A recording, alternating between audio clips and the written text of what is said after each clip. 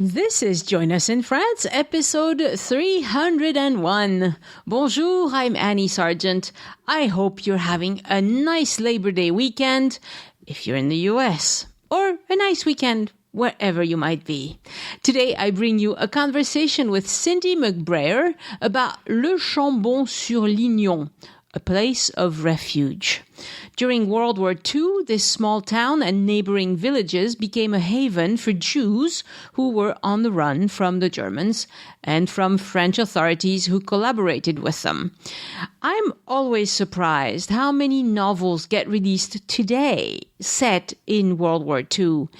This is a fascinating time period when humanity's best and humanity's worst had to battle it out and decide who was going to come out on top.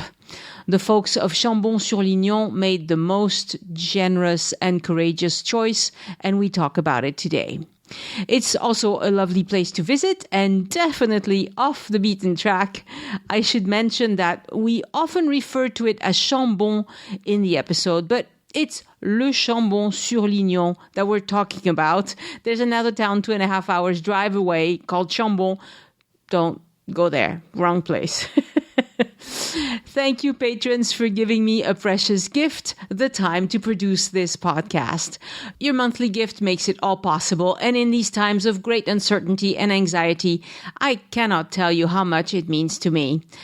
A shout out to new patrons and more info on how to join all my wonderful patrons after the interview. Show notes for this episode are on joinusinfrance.com/301, the number 301, where you can see a recap of what we've discussed. And follow Addicted to France on Instagram to see the photos of Le Chambon-sur-Lignon. I'll post them this week.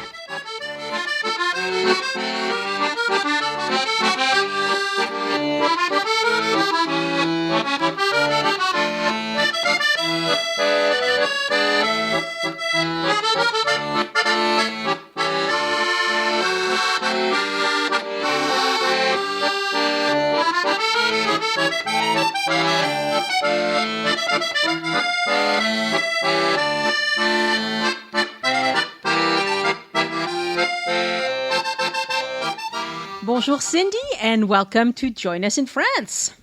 Bonjour, Annie. How nice to talk to you today about the very, I guess it's a sobering topic, but I'm sure it'll be very interesting to hear about a village called Le Chambon-sur-Lignon. It's a place of memory, a place of refuge, and French people like it. They call it the mountain refuge. So let's see why it's called that. Tell us why you went, when you went, what was your interest? I've actually been there 2 times now. I first heard about Le Chambon when I was visiting the Holocaust Museum in Washington, D.C., and because I was a French teacher, I was looking for anything that I could use in my classroom, and I picked up a copy of a movie about a place in France where they had protected Jewish children during the Holocaust, and this place was Le Chambon. So that's the first time I heard of it. I kind of made a mental note. I knew where it was located, down south of Lyon, right? And I knew it was off the beaten path. Oh, definitely. So I knew it would take some kind of a special circumstance to get me there.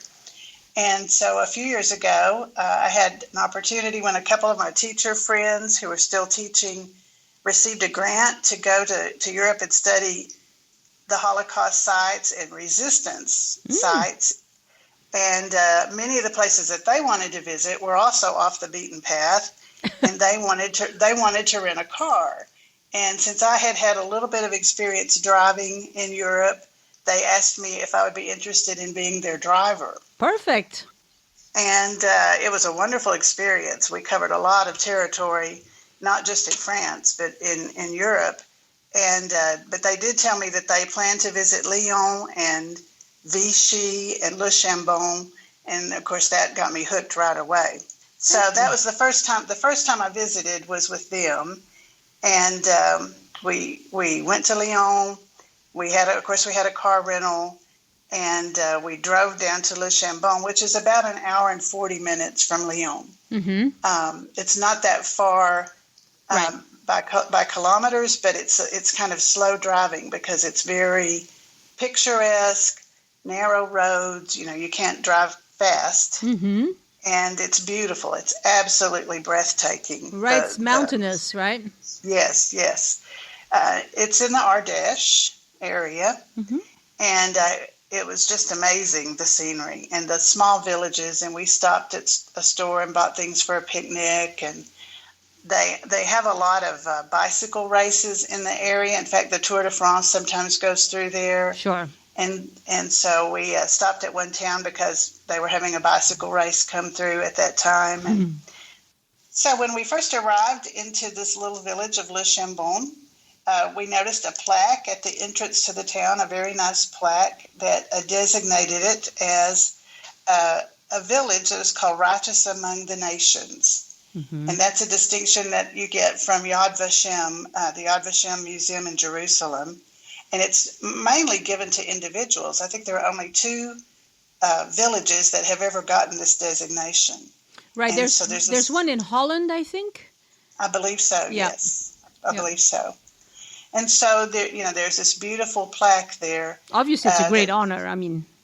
Yes, it is, and it wasn't given to them until 1990 because they were It's a very humble village, and they really didn't want to take recognition for what they had done. But they finally, consented to that. So there's this beautiful plaque, and I will say that after we had visited many sad sites on our trip, like Auschwitz and places that, where horrible things happened, it really felt like this was a peaceful, healing place when we got to Le Chambon. Yeah, and it's kind of it was a beautiful way to kind of resolve some of the other things that we had seen. Yeah, it gives you some hope in the world. It does, yes, very much. And so in Le Chambon, like I said, it wasn't until 1990 that they started at least letting the world know what they had done. But now they have a small museum there called the Lieu de Mémoire, and it's beautiful. It's got a lot of information. It's mostly, as I remember, in French, so that would be hard for people who are not French speakers. Mm-hmm. But we had a couple with us. I had a couple who weren't French speakers, and so they, we all managed perfectly well. But it's small and it's beautiful, and that museum continues to have speakers and programs year round. That's great. Year round. That's great that they do events around that. That's for a small museum. That's pretty unusual. Yes, and they have rotating exhibits as well as their permanent exhibits, and they also then just have a beautiful garden where people can just go and sit and reflect. And across the street from the museum is this Protestant church, and this is sort of where this movement of becoming a village of refuge got started. There was a pastor there, a Protestant minister named André Trocmé, and he was a pacifist. And he preached a sermon one Sunday when they were hearing about all the area around them where they were rounding up Jewish people, and there were children that had not been rounded up, and they were just left in these camps without their parents. And so he preached a sermon called Weapons of the Spirit that has become pretty famous. But the unique thing is he managed to unite the Catholics and the Protestants and the agnostics and the atheists all together with one common goal, and that was to protect these Jewish children. Right. So, yes, this area has been mainly Protestant since the 1600s. And so there was probably a lot more Protestants than other religions in the area. But he was able to rally everybody because this is really a human problem, not just, Yeah, that's true. And the Protestants had been persecuted, so they knew what it was like, and they really had a heart for these children. Yeah. And also, an interesting thing about the area is that there were lots of summer camps and recreation facilities. And so there were many children that would come to the area for camps from the cities anyway. And so it wasn't unusual for there to be a lot of children in the area, and they could kind of stay under the radar of the Nazis and the French sympathizers with the Nazis, who were not too far away. Right. Even to this day, they have camps for professional sports teams that come and practice like before big events, because it's in altitude, and so it's good for the heart. And anyway, so it's a big deal still to this day. Yes. Yeah, I think it must be quite a popular place for French people. I just don't think many tourists know about it. Yeah. And because we did see a lot of signs indicating recreation, all different kinds of recreation, hiking and biking and swimming and boating and all kinds of things in the area. So anyway, this sermon kind of rallied these people, and they said, we've got to do something for these children. And so when they would hear about these children, they would come into town, and families would take them in to their homes, and they'd change their names, and they would hide them. And they didn't have to hide unless there were Nazis coming through looking, right? But they just sort of blended in with the community. And then when the Nazis did come snooping, which they did, right, they would sometimes take them, move them to different farms out in the countryside and hide them. And eventually they helped many of them escape into Switzerland. And so they've been credited with saving about 5,000 children. Right. So I've seen during this time. Right. I've seen a few different numbers, so it's really hard to document every single one. But it's a big number. Whatever it is, it was very significant. So what would happen with these Jewish children and families is they would go hide into the woods, and then the locals, if they knew that German soldiers were approaching, so they must have had a whole network of people to warn them and all of that. And then when the Germans were gone, they would sing some songs. They had specific songs that meant it's safe to come back. Yes. So that's just so sweet to think that they just organized this out of the goodness of their hearts, and at great. It was very dangerous for them to do this, because the Germans were not kind to people if they discovered this sort of stuff going on.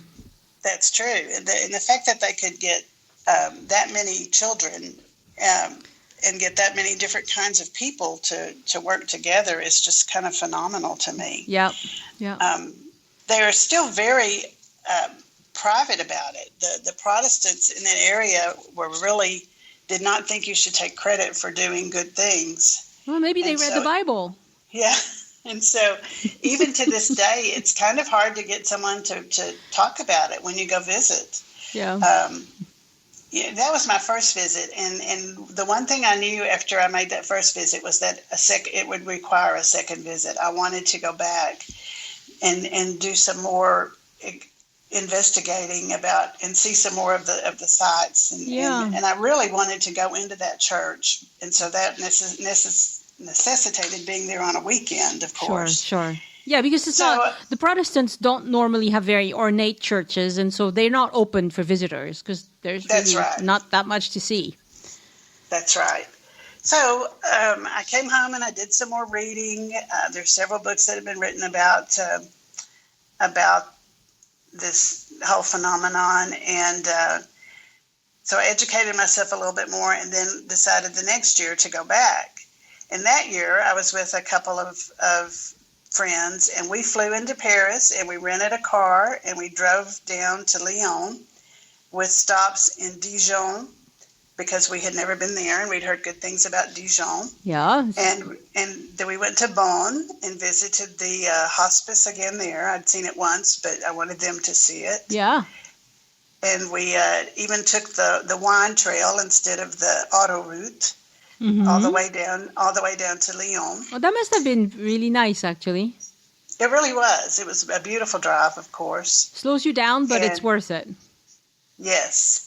and got very interested in the mustard industry. Ah, yes, it's big in Bonn.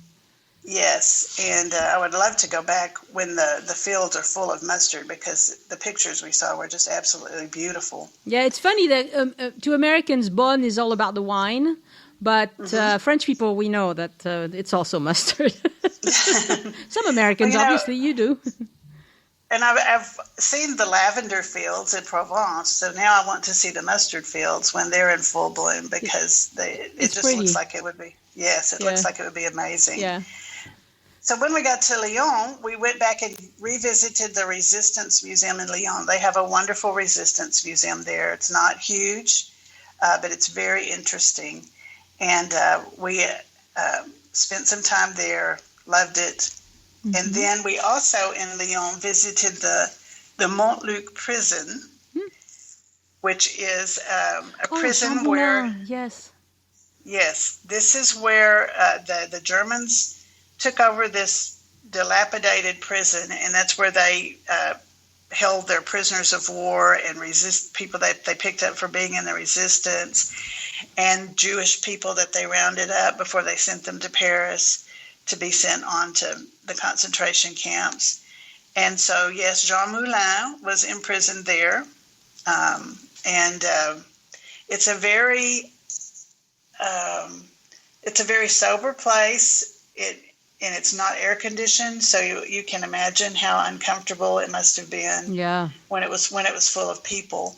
But they have the different cells, and it will tell you what famous people or what resistance fighters were in each cell. So we saw the cell where Jean Moulin was, and he's considered to be the father of the resistance movement. Yeah, one of the major names, anyway. Yes. Mm-hmm. And then, of course, Klaus Barbie was the Nazi who was in charge of this prison and all of the torturing and things that went on there. He was terrible. Yes, he was called the Butcher of Lyon. And so, interestingly, on August 20th, there were 120 people massacred at the prison. And then this is 1944, and then on August 24th, for some reason, the guards walked off, they left, and the prisoners were released. Oh. And then in September, just a couple of weeks later, was when Lyon was liberated. And, of course, Klaus Barbie escaped and went to Brazil, but when they captured him and brought him back, they actually made him stay in that prison until his trial. Or through his trial, so he actually was a prisoner there too. Mm-hmm. So is it still a prison today? No, no, it's not a prison, and it's becoming more and more tourist friendly. It's only open Wednesdays through Saturdays, and it doesn't open until 2 in the afternoon, and you don't have to have an appointment or anything. But it's not a huge tourist attraction yet, but it's beginning to be more so. And so they're making it a little more tourist-friendly. Right. And if you want to learn about the World War II history, it's probably a very important place to stop. Sure. That's true. But, of course, our main emphasis was we wanted to get back to the Le Chambon area, the Haute Plateau, as they call it, the high plateau. And so we left Lyon and drove south, and we had looked for a place to stay in Le Chambon, and there are plenty, but they're more just like small hotel type things. We wanted something really picturesque. So we found an inn in Rochepole, which is a tiny, tiny village, 30 minutes away from Le Chambon. And we stayed at this inn. It used to be a private school, and this family's converted it into an inn. It's called Hôtel L'Escapade. And it has a pool, and it has a little restaurant that's, in fact, I don't know that there's anywhere else to eat in Rochepole. I'm not sure what we would have done if we had eaten in their restaurant. But it's a really nice restaurant, and it's very small. And this inn and restaurant doesn't take credit cards even. You have to have cash. Okay. But it's... But it was lovely, absolutely lovely. Yeah. And all these details, by the way, will be in your guest notes for this episode. Yes. So if you go to visit the page for this episode, then there's a blue button that says guest notes. Click on that and you'll see everything that we've discussed. And I put some pictures because it was just so absolutely lovely. Yeah. It's a little town. You have to drive up a steep hill to get to the inn, and it's really amazing. So we went on to Le Chambon, and we arranged to be there on a Sunday so we could go to church, and we actually went to church, and things were still open on Sunday morning. And so we met this man at church, and he was the only one who really was interested in why we were there. And we told him we were teachers and we had studied about Le Chambon, and he gave us a little bit of information that he knew. He still had contact with one of the Trocmé grandchildren, and so he was friendly with us. And then we went to the information center where they were very helpful, and they gave us a map that showed us some of the important houses and sites where the children were kept, and the schools, sort of like boarding schools. And we found the parsonage, and where they first started receiving refugees, Mr. and Mrs. Trocmé. And they don't, at that time, now they may have changed now, at that time they didn't have historical markers telling us where these things were. So we were really just having to look at the map and try to match pictures with houses. So it was kind of like a scavenger hunt in some ways. And then we really, and there was no indication if they were buried, if the Trocmés were buried in Le Chambon or somewhere else, because they weren't originally from there. But we found the cemetery, and we decided we would walk through it and just see if perchance, and mercifully, pretty quickly, we found the family plot, and we could see, where they were buried. André and Magda. Yes, and some of the children and some of the other people that you read about in the books that, had become important to them and become like family to them. Do you still have that map? I'm sure I do still have it in my files somewhere. I would be very interested if you could scan it and send it to me. I'd love to be able to put it as a reference on the episode page. Okay, I will look for it. Yes, please do. And do that. I sure will.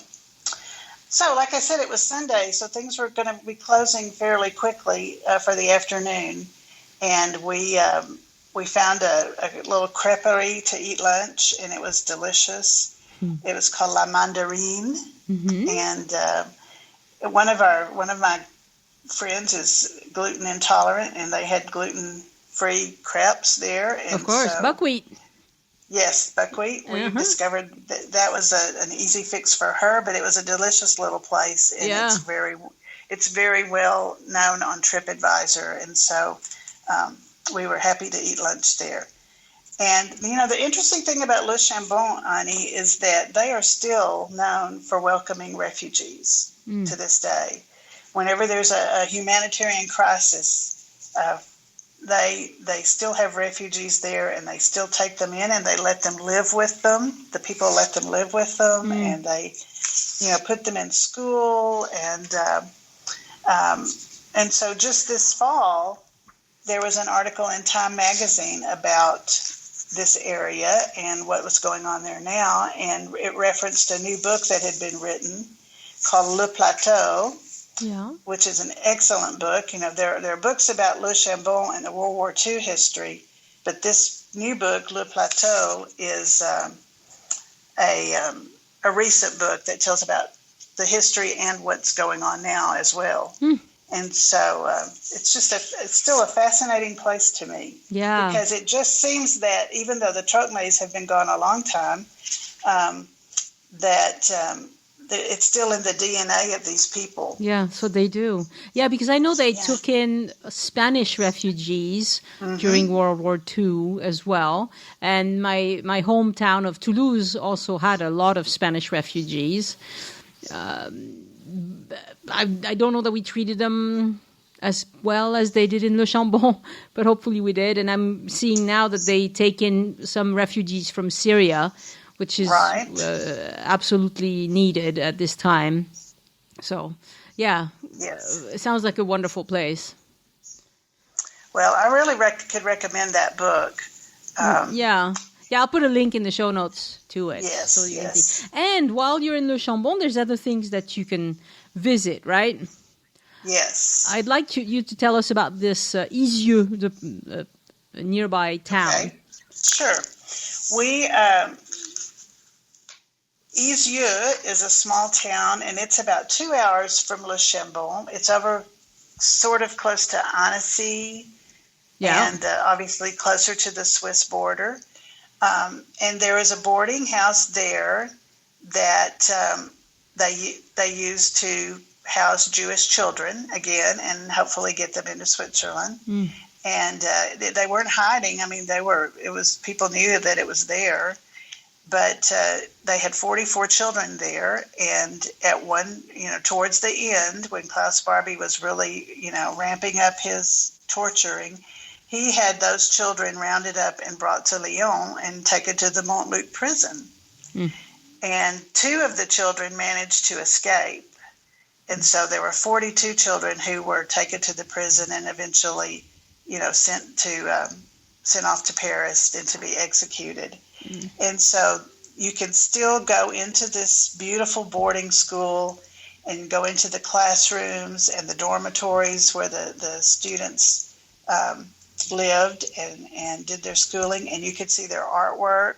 They have artwork on display for you from these children, and they have pictures of all the children on the walls and with their names, so you know who they were. And it's a very beautiful place, but it's a very sad place too. They do have a museum there that is very interested. It's adjacent to the school, and it is got a lot of information about the trial of Klaus Barbie, and that we found very interesting. Yeah, it's just so incredible to think that people did all these things and that they killed so many children. And I mean, not that they also killed grown people, adults, old people, everything. And it's just really hard to even fathom doing that.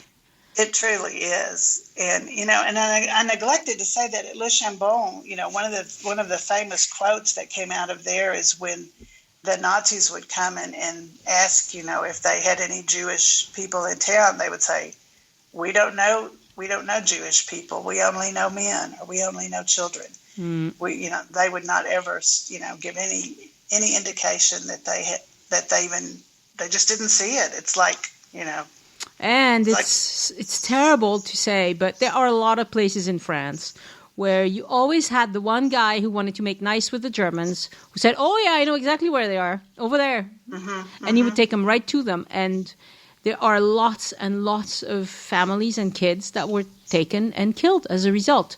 Because when the Germans asked, there were plenty of French people who were quite willing to give them away. So what they did there in Le Chambon is exceptional. It is, and to be truthful, André Trotnay's nephew Daniel was rounded up, and he was eventually died at a concentration camp. Yeah. So one of his own family members who was involved in this, who was running one of the schools for the children. Right. He was captured. So if you're going to see this part of France, kind of go around exploring the Lyon area and go to Annecy, go to Izieu, Le Chambon, that sort of thing. That's one great way to do it. But also if you want to go exploring south, the other thing that's extraordinary in the area is called La Grotte de Chauvet. And that's prehistoric reproduction. It's like Lascaux. I haven't been yet. It's one of those things that I really, really want to do. They're not open right now because of the COVID thing, but they will reopen soon, I hope. But it's indoors, so I don't know how fast they're going to be able to reopen. But so you could also take it from the south, visit Avignon, Orange, Carpentras, Grotte de Chauvet, and then north to Le Chambon. So Valence is not very far from Le Chambon. Right. And of course, there's other places we haven't really talked about. Les Cévennes, it's gorgeous. And it's going to become, this year, I'm sure lots of French people will go on vacation in Les Cévennes because it's very rural and it's going to feel like it's not dangerous, Right. It's quite safe because there's not a lot of people anywhere you go in that area. Right. And I just can't stress enough the beauty of it. Oh, yeah. This is a beautiful part of France, especially if you take the smaller roads. Absolutely. Right. And you also included Bonn and Dijon and all that. Those are all beautiful areas. Yes. The only town around there that's not that interesting, I think, is Saint-Étienne. It's kind of like meh. Yeah. There's a little town called Tence. Are you familiar with Tence? Tence? No, I'm not. Tence. It's one of the larger small towns around there. Yeah. And it has a little market and some cafes and a lot of bicycle. Tence has more than most of those little villages have. Shopping and pharmacies and groceries and probably a pizza place and we saw a lot of bicyclists go through there. Yeah. And actually, I told you about Tour de France occasionally goes through there. And the last time we were there, it was before the Tour de France, but they were scheduled to go through Le Chambon. And so there were lots of banners and things getting ready for that. Yeah. Yeah, Le Chambon has about 2,500 inhabitants today. So it's not big by any stretch of the imagination, but it's not teeny. I mean, it's a decent-sized little place for France. Yes. It's just charming. It really is. Yeah, but it's the kind of place where, since you're in rural France, you have to plan your meals, eat on French time. Yes. Don't plan on grocery stores being opened late or, past 7 p.m. It might be closed. So just plan your time right. Otherwise, you'll be And be prepared. hungry. Be prepared to picnic, Yeah. Because, lovely places to picnic, and sometimes that's all you can find. Yeah. And usually in these little roads that are rural roads, there are places where you can pull over, and there's actually a picnic table and benches. Right. I don't know if you saw any of those, but they're pretty common. Mm-hmm. So there's even places where right outside, because they know these villages, especially if there are a lot of cyclists, they know that there are cyclists that will come through and they will need to pee, they will need to use the bathroom, and they will need to eat something. And so for the sake of the cyclists, mostly, they have a table, they have a little bathroom, whatever. It's never very clear or very clean or very pleasant, but it's okay. Better than nothing. Better than nothing. And anyway, by now, we all know that anywhere we go, we have to bring our little cleaning things, Yes. COVID will train us all to do that anyway. So, yes, yeah. That's true. Yeah. So do you have any genre? Yeah, go ahead. I was just going to say, in my show notes, I mentioned some books about Le Chambon during the World War II era, and I mentioned 3 of them. And they all tell the same story exactly, but they're written, differently. And I think the easiest one for me to read was the one by Peter Gross, called A Good Place to Hide. The Philip Hawley book, Lest Innocent Blood Be Shed, is very highly, it's well known and recommended. But I thought A Good Place to Hide was a little easier to read. And the best book is the one you're going to read anyway, right? Absolutely, yes. I've read them all, and they all, like I said, they confirm each other's stories really well. But I really liked A Good Place to Hide, and of course, this new one that came out this year called Le Plateau or The Plateau is just wonderful. It's fascinating. It's surprising to have that many books about such a small place, isn't it? It really is. I mean, but people have been interested. Historians have been interested in it.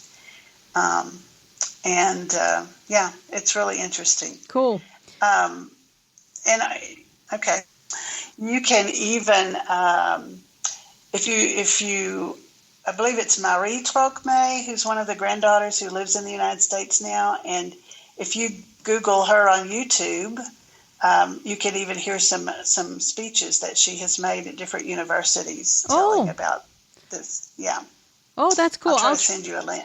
I'll try to send you a link for that. That would be very nice. Yeah, so the map and the links to the Marie Trocmé YouTube videos, that would be really nice to include because that's very approachable. Okay. People love these videos. Yeah, that's cool. Sure. So since you've been to France so many times and you're a French teacher, do you have any general tips about visiting France or driving in France or anything like that? I love driving in France. Once I got over the initial fear of it, it's just become my favorite way to travel because you're on your own time schedule. And so I would say, and they drive on the same side of the road as we do. So that's no big deal. And with GPS now, you can get just about anywhere you need to go. Parking is sometimes a challenge. It's better if you can parallel park. Yes. And if you can't, more room for me. But and I've even driven in and out of Paris. That's kind of nerve-wracking, but once you get out, it's easy and lovely. And I would just say don't hesitate to get off of the auto route and take the scenic routes because they're lovely. Yeah. And the only time when I think that's a bad idea is if you're with children, young children, and you just need to get someplace. Right. But if it's just adults or teenagers and adults, then it's really much nicer to take the slow route. It is. And a lot of it depends on your time frame and how quickly you need to be somewhere. Yeah. But it certainly is lovely. And I'm sure you got to use your French a lot in that part of the country. Yes, I did. And that's always fun. Very good. And yes, it was 2 lovely trips to the same area, and a very important part of my education, my continuing education. I consider myself to be a lifelong learner, and I'm still. And many people, I don't know, many of your French-speaking or French-interested people may have watched the TV series A French Village. Yes, of course. Francais. Yeah, Village Francais. And of course, and that all takes place in this same area.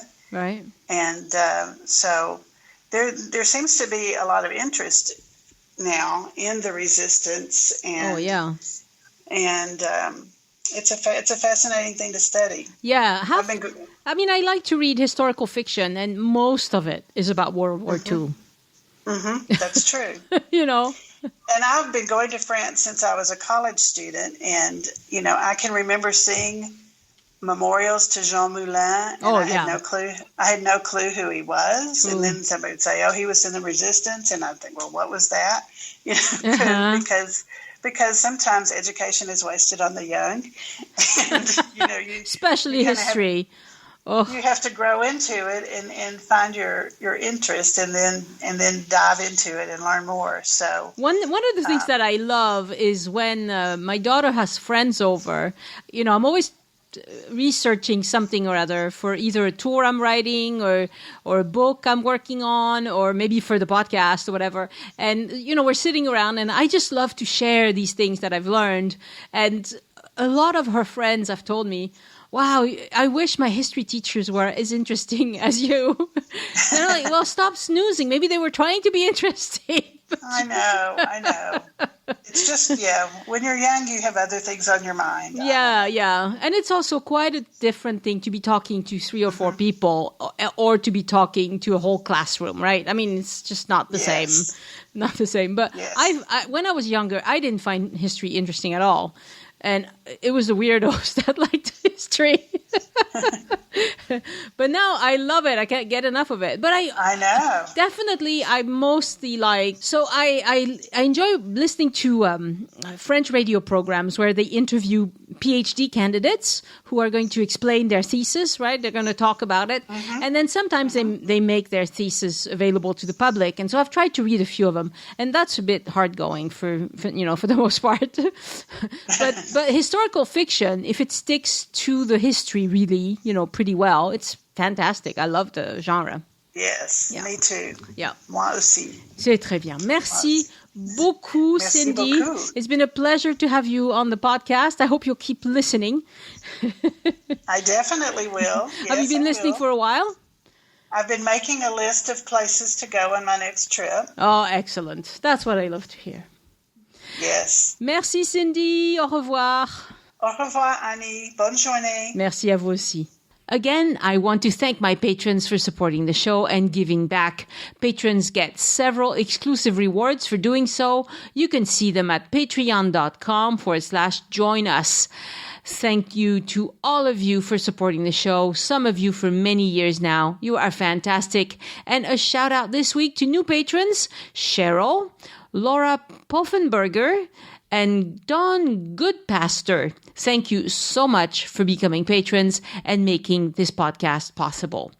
My thanks also to Glenn Hackbarth and Susan Boyd for sending in generous one-time donations by using the green button on any page on joinusinfrance.com that says Tip Your Guide. Another way to support this podcast is to hire me to be your itinerary consultant. It'll cost you $50, but you'll get a custom itinerary that will fit your needs and save you a ton of time. Plus, you'll get the input of a local. Email Annie@joinusinfrance.com to set that up and write itinerary review in the subject line. Carole Vogler will do yours next week. And if you'd like to support the show without spending a penny you wouldn't have otherwise before you go shopping on Amazon, go to the bottom of any page on joinusinfrance.com and click on the Amazon ad. Thank you so much. For my personal update this week, I got lots of kudos on the publication of episode 300. I'll read just a few of them, but thank you so much, all of you, for reaching out. It felt great, and it's good to know that I'm not just talking to myself here. Susan Boyd wrote, Bonjour, Annie and Elise.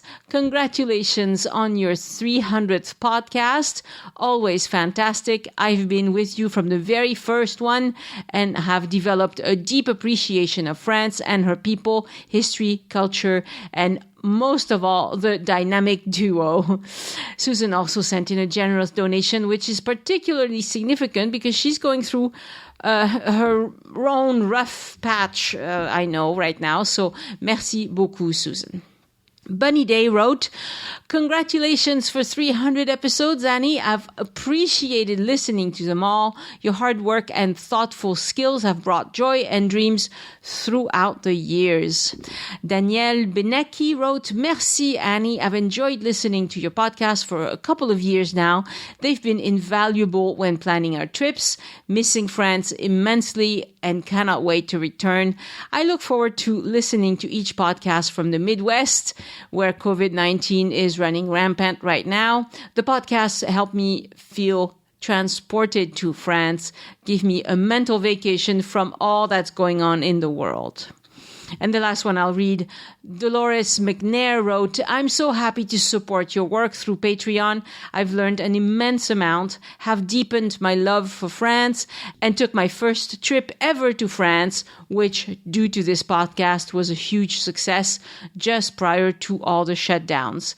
I appreciate that as a patron, I can donate at the requested levels or at different level that I can customize. You are so generous with your time and energy. And again, because of your podcast, posts, and email messages with recipes and inspiration, I'm making my second batch of ratatouille later today. Well, there you have it. And speaking of ratatouille, the last couple of newsletters I sent out, and by the way, if you'd like to subscribe to the newsletter, go to joinusinfrance.com and look for the green button that says extra. Click on that, you'll be in. So the last couple of newsletters were recipes that I wrote and photographed, and I also shared them on the Join Us in France secret group on Facebook, which is one of the Patreon rewards. A few weeks ago, I started wondering if I could write a cookbook because it seemed like fun to me. I love to eat. This is something I can do from home. And honestly, since moving home to France 15 plus years ago, I've been cooking at home every day because we don't have that many restaurant choices where I live. And of course, COVID-19 has complicated that some more. So I decided to give it a try. And it turns out I love writing this cookbook. Now, mine is not going to be the kind of cookbook that's all business and nutritional analysis and all that. I'm writing about these recipes and what they mean to me as a French person and in the general context of French culture and French history. But mostly what happened when I tried them. Back when I lived in the US, I tried so hard to cook French food with American ingredients, right? I got the hang of it eventually, so I make sure to tell you in this cookbook about great substitutions that work for North America. And I know you'll come to France soon, hopefully, and many of you will rent an apartment and you'll get to cook in France with French ingredients. That's really exciting unless you have no idea where to find these ingredients in France. And I tell you about that too, because when I moved home to France from America, I had to hunt all over the grocery store to find these things too. So I'll tell you right where to go and what you need to ask for if it's something unusual. I also write about the real struggle I've had my whole life to keep my weight down, add more vegetables to my diet, eat less meat, less fat. Eating more vegetables is a good goal for anybody, really. So I tell you about how to make these classic French recipes the normal way. And then I tell you how you might modify them to include more vegetables. But above all, I want recipes that work and that give you the satisfaction of cooking like a French person at home without spending your whole life on it. French cooks have hacks. Well, yes, we do. Otherwise, we'd never leave the kitchen, right? I'll share those with you. So that's what I've been working on. I've written, tested, and photographed a dozen recipes already. And I want this book to be out by early November 2020. So I've got to hurry up. And I need your help. I'd love to have a team of a dozen or so people who are willing to test my recipes at home and give me feedback on your experience. This is something that needs to happen quickly. Let me know right away. Email Annie@joinusinfrance.com because I don't really want to send it to 100 people. Email me as soon as you hear this. It would be lovely if you like to cook, or even if you don't like to cook. Actually, that'd be a good test. So if you're ready to try some French food at home, be one of my testers. I need folks who can let me know if my wording is awkward or if I left something out or whatever they find out. You know, if I tell you, oh, you can find this ingredient in America, but you really can't, let me know. I have several recipes ready to go for you to get started with. Let me know, and there will be a link to email me in the show notes for that. And speaking of testing my recipes, William Ciardello, who was on a couple episodes of the podcast, wrote, "Bonjour Annie, I made the ratatouille according to your recipe, and it came out great. I only had to simmer it for about 1.5 hours at the end, the time with the lid off. It came to about 3 quarts, and I served it over rice, and 2 days later over mashed potatoes." That's creative. I like the mashed potatoes idea. "And I have a quart in the freezer now. Thank you for the easy, nourishing, and delicious recipe." Thank you, Billy. Thank you for writing. Maybe you want to try the other recipes? Let me know.